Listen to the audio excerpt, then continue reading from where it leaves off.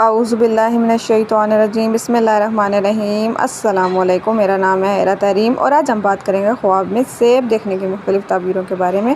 تو اگر آپ خواب میں سیب دیکھنے کی کسی تعبیر کے بارے میں جاننا چاہتے ہیں تو کائنڈلی اس ویڈیو کو آخر تک لازمی دیکھیے گا۔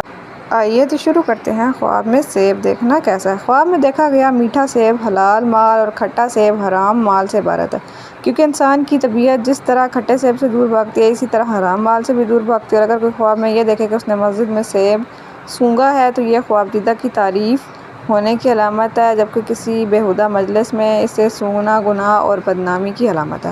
بادشاہ، حکمران یا امیر خواب میں دیکھے تو اس نے قربانی کے درخت سے سیب توڑا ہے تو اس کا مطلب ہے کہ وہ ریع پہ ایسے ٹیکس لگائے گا جو اس سے پہلے کسی نے نہیں لگائے۔ اور اگر وہ خواب میں یہ دیکھے کہ بادشاہ نے سیب کسی آدمی کی طرف پھینکا ہے تو بادشاہ اس آدمی کی طرف اپنا قاصد بھیجے گا اور اسے جس شے کی ضرورت ہوگی وہ اسے پہنچائے گا۔ اگر آپ خواب میں سیب کے متعلق کسی اور تعبیر کے بارے میں جاننا چاہتے ہیں تو کائنڈلی ہمیں کمنٹ سیکشن میں لازمی بتائیے گا۔ اللہ حافظ۔